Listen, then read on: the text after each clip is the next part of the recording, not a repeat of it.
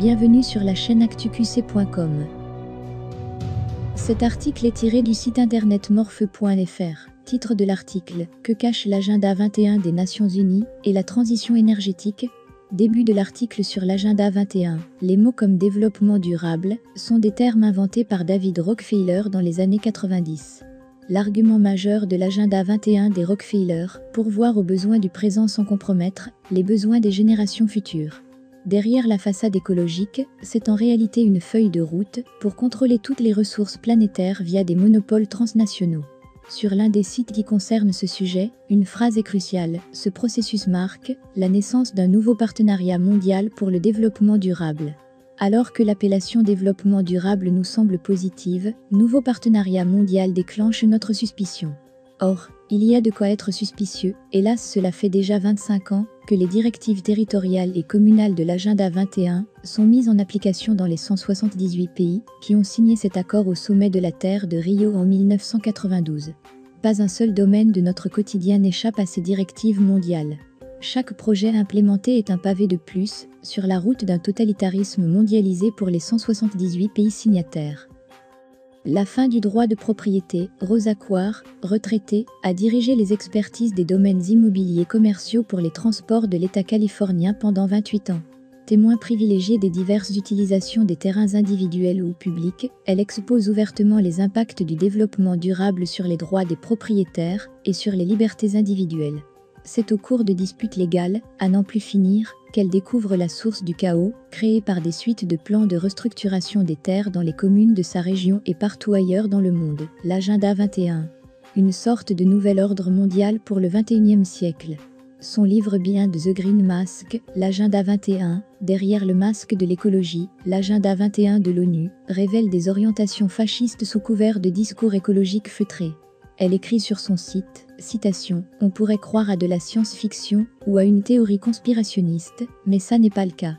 L'agenda 21 développement durable de l'ONU, c'est le projet d'action implémenté dans le monde entier pour répertorier et contrôler toutes les terres, toutes les mers, tous les minéraux, toutes les plantes, tous les animaux, toutes les constructions, tous les moyens de production, toute l'énergie, toute l'instruction, toutes les informations et tous les êtres humains dans le monde.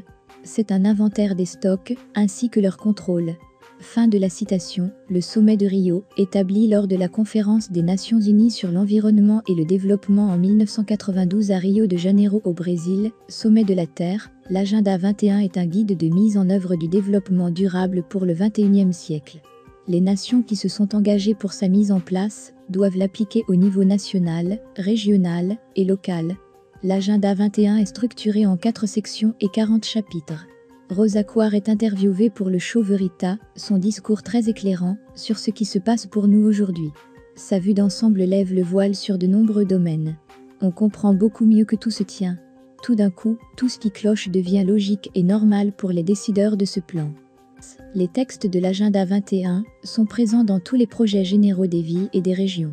Nous sommes nombreux à appuyer l'ONU dans ses efforts de paix, et nous sommes peu à savoir que les Nations Unies ont des réglementations très spécifiques pour l'utilisation des terres, réglementations suivies dans chaque ville, chaque région et chaque État dans le monde. Ce projet s'appelle Agenda 21, Développement durable, et il est basé sur le communautarisme. Nous entendons parler du développement durable, mais rarement de l'Agenda 21. Accord de libre-échange est égal à l'agenda 21. Nous devons comprendre ce qu'est la mondialisation, c'est la standardisation de tous les systèmes, transport, distribution des ressources, éducation, etc. Il s'agit de tout harmoniser pour mieux mondialiser. Tous les accords de libre-échange font partie du noyau de l'agenda 21. En 1955 ou 56, c'est l'Union européenne qui a commencé avec l'accord sur l'acier et le charbon. Aujourd'hui, 28 pays ont donné leur souveraineté à la Commission européenne. Le Trans-Pacific Partnership est au départ un projet secret mis en route il y a une dizaine d'années entre les USA et 11 pays du Pacifique, l'équivalent pour l'Europe étant le pacte transatlantique. Ces projets sont fondamentalement toujours les mêmes, le dessein est de transcender les lois nationales avec les accords internationaux afin d'harmoniser toutes les lois. Les projets ou directives existent dans le monde entier et leur but est de mondialiser. Du local au mondial, en 1995, le conseiller à la présidence, Ania Brzezinski déclara « Vous ne pouvez pas avoir une mondialisation globale en une seule étape, vous devez régionaliser.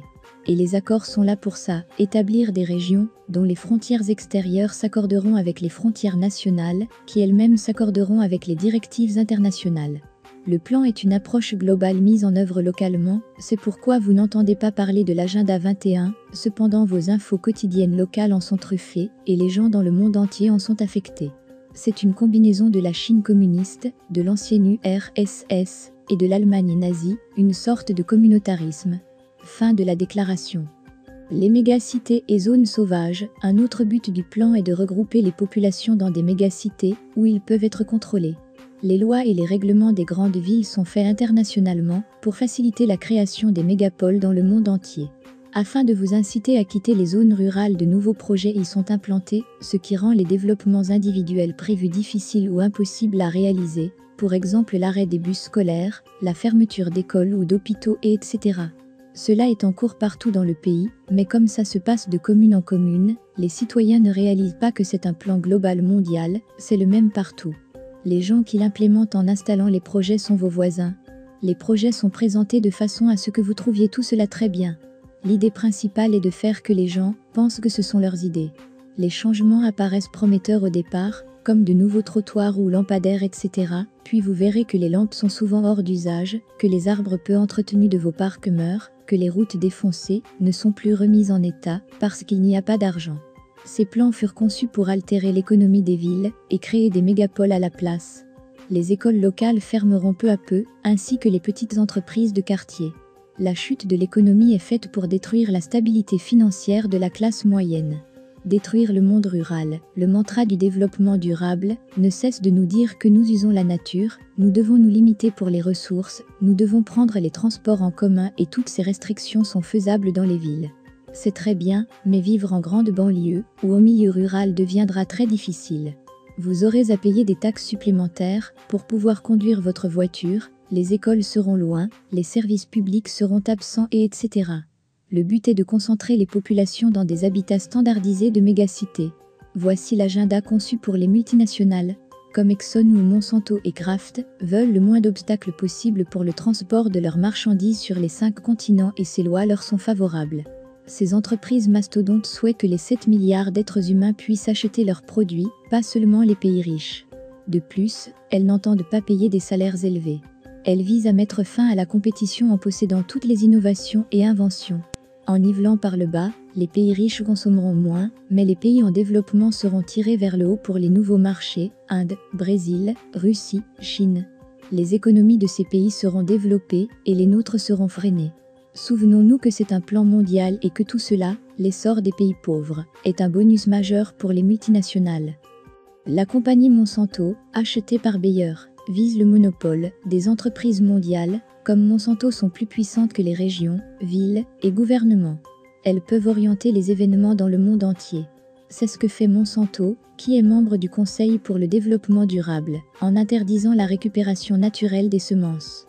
C'est un exemple de l'implémentation mondiale du plan. Ce plan sera totalement implémenté, c'est un projet totalitaire extrêmement restreint. Ces changements sont mis en œuvre pour contrôler tous les aspects de nos vies et pour nous désorienter. L'éducation actuelle est programmée en tant que système de livraison de pensée unique pour le plan. Le projet s'effectue comme il a été prévu. Ce n'est pas une théorie conspirationniste, c'est un fait conspirationniste signé par votre gouvernement, implémenté avec les finances de votre région et de votre ville, avec les fonds alloués au développement durable.